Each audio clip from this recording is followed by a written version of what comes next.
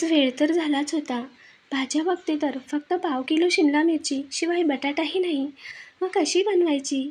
नमस्कार मंडळी, श्रीदेवी किचन प्रतिभाज रेसिपीमध्ये खूप खूप स्वागत आहे. आज आपण कमीत कमी साहित्यात आणि झटपटही तयार होणारी शिमला मिरचीची चटपटीत अशी भाजी बनवतोय. टिफिनसाठीही पटकन तयार होते. चपातीसोबत, पराठ्यासोबत मस्त लागते. अगदी साधी सोपी रेसिपी. चला तर मग सुरुवात करूया. तर शिमला मिरची इथे धुवून असं चाळणीत पाणी निथळायला ठेवलं. तर पाव किलो एवढी शिमला मिरची घेतली. मिरची अशी छोटीशी नाजूक हिरवीगार पाहून घ्यायची, चांगली ताजी. सोबतच 2 मध्यम ते लहान आकाराचे टोमॅटोही घेतले. टोमॅटो आणि मिरची धुवून घेतले, पाणी निथळायला ठेवलं. थोडंसं पुसून घेऊयात आणि मिरची आता चिरून घेऊयात. मिरचीचा देठाकडचा भाग काढून झाल्यानंतर यातलं जे बी आहे तेही काढून टाकूयात. आवडत असेल तुम्हाला तर घेऊ शकता. तर इथे मी शिमला मिरची अशी बारीक चिरून घेते. मिरचीचा देठाकडचा भाग काढून झाल्यानंतर 2 भागांमध्ये चिरून घेतली आणि आडवी जर बारीक चिरता येत असेल तर तशीही बारीक चिरून घ्यायची किंवा उभीसुद्धा अशी एकसारखी मग बारीक पातळ चिरता येते. तर राहिलेली शिमला मिरचीही अशी चिरून घेऊयात. तुम्ही तुमच्या आवडीनुसार लहान मोठ्या तुकड्यांमध्येही मिरची चिरून घेऊ शकता. पण जास्त जाडही न चिरता अशी थोडीशी मध्यमच चिरायची. तर याच पद्धतीने मी सर्व शिमला मिरची चिरून घेते. तर उभी पातळ आणि बारीक अशी, हे पहा, या पद्धतीने सर्व मिरची अशी एकसारखी चिरून घेतली. राहिलेली मिरचीही आता चिरून झाली आहे. आता यासोबतच आपण टोमॅटो, कांदा सर्व चिरण्याचं साहित्य तयार करून घेऊयात. मोठा टोमॅटो असेल तर तुम्ही एकच घेऊ शकता. इथे मी 2 मध्यम ते लहान आकाराचे टोमॅटो घेतले. टोमॅटोही इथे लांब फोडींमध्ये करून त्यानंतर बारीक फोडींमध्ये चिरून घेतला. जास्तही टोमॅटो जाड चिरायचा नाही. तर हे पहा, अगदी त्रिकोण ते चौकोन असा टोमॅटो न चिरता बारीक चिरून झाल्यानंतर उभा, त्यानंतर असे बारीक काप करून घेतले. हे पहा, बारीक असा टोमॅटोही चिरून घेतला. या पद्धतीने टोमॅटो आणि कांदाही आपण बारीक चिरून घेऊया. जास्त काही मसाले न घालता अगदी कमीत कमी मसाल्यात ही भाजी होते. अगदी कांदा टोमॅटो जरी घातला तरीसुद्धा चटपटीत अशी भाजी होते. चपातीसोबतही खाऊ शकतो, पराठ्यासोबतसुद्धा. तर ह्याच पद्धतीने आता कांदाही बारीक चिरून घेऊयात. तर एवढे पाव किलो शिमला मिरचीसाठी इथे मध्यम ते लहान आकाराचे असे 2 कांदेही घेतले आहेत. कांदाही इथे बारीक चिरून घेऊयात. कांदा जुना होता म्हणून साल काढून धुवून पुसून घेतला.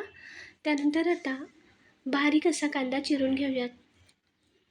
जमेल तेवढा बारीक कांदा चिरायचा, जास्त मोठा न ठेवता, किंवा तुमच्या आवडीनुसार इथे लांब उभा पातळही कांदा चिरू शकता. पण आपण टोमॅटो बारीक चिरला आहे म्हणून मी इथे कांदाही बारीकच चिरून घेते.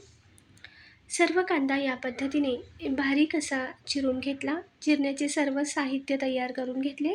आता गॅसवर कढाई ठेवूयात. मोठा अर्धा चमचा एवढे तेल घातले. तेल गरम झाल्यावर अर्धा चमचा मोहरी, 1 चमचा जिरे घालूयात. जिरे मोहरी चांगले फुटल्यानंतर चिमूटभर हिंग किंवा पाव चमचा हिंग घालूयात. मोहरी ही चांगली फुटू द्यायची. जिरे मोहरी फुलल्यानंतर मगच पुढचे साहित्य घालायचे. इथे मी एक 10 ते 12 लसूण पाकळ्या, अर्धा इंच आल्याचा तुकडा असा ताजा ठेचून घेतला होता, तो घातला. त्यावरच चिरलेला कांदा घातला आणि कढीपत्त्याची पानं. आता चुरचुरीत अशी फोडणी होईपर्यंत चांगलं हे परतवून घेऊयात. आले मग कढईला चिकटते म्हणून लसूण घातला. लसूण आल्याची पेस्ट घातल्यावरच यात चिरलेला कांदा घातला. जिरे मोहरी चांगले फुटले होते. तेलही चांगलं गरम झालं होतं. यातच लसूणसुद्धा चांगला परतल्या जाईल, म्हणजे फोडणीही चांगली चुरचुरीत होईल. चांगलं मोठ्या आचेवरच परतल्यानंतर कांद्याचंही प्रमाण कमी झालं तेव्हा चिरलेला टोमॅटो घातला. टोमॅटोही अगदी मऊ होऊ देऊयात. तोपर्यंत चांगलं हे परतवून घेऊयात. आता कांदा टोमॅटो चांगले मऊ झाले तेव्हा यात शिमला मिरची घालूयात. गॅस मी आता मोठ्या आचेवरच ठेवला आहे अजूनसुद्धा, आणि यावरच आता चवीनुसार मीठ आत्ताच घातले.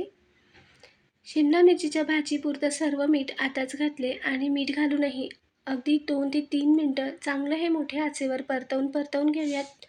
आताच मीठ घातलं तर भाजीचा रंगही, शिमला मिरचीचा रंगही हिरवागारच राहतो.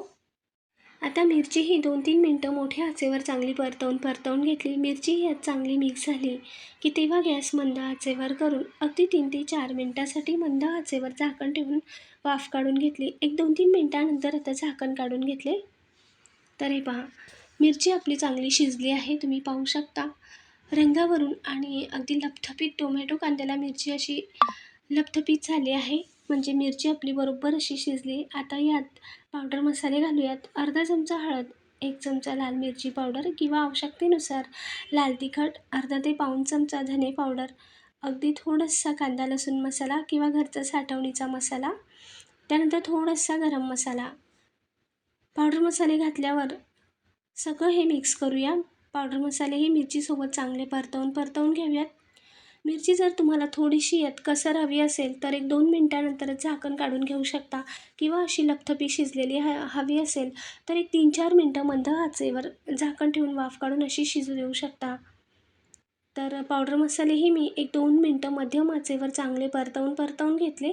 आता गॅस मंद आचेवर केला आणि यात घालूया 3 ते 4 चमचे एवढे शेंगदाण्याचा कूट. शेंगदाण्याचा कूट मिक्सरला न फिरवता खलबत्त्यातच जाडसर कुटून घेतला. याची चवही छान येते आणि मिरचीत दाताखाली आला शेंगदाणा मिरचीसोबत की अजूनच छान अशी टेस्ट येते.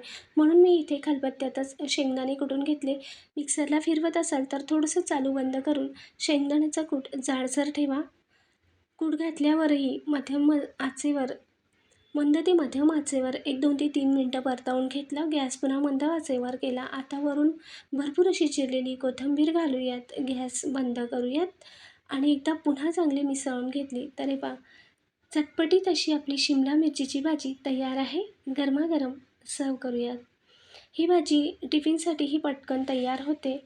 पराठ्यासोबतही छान लागते. फुलक्यासोबत, चपातीसोबतसुद्धा मस्त. ताटात एखाद भाजी कमी आली तेव्हाही आपण पटकन बनवू शकतो. तोंडी लावण्यासाठीही चटपटीत होते. रेसिपी आवडली असेल तर लाईक करा, शेअर करा, सबस्क्राईब करायला विसरू नका.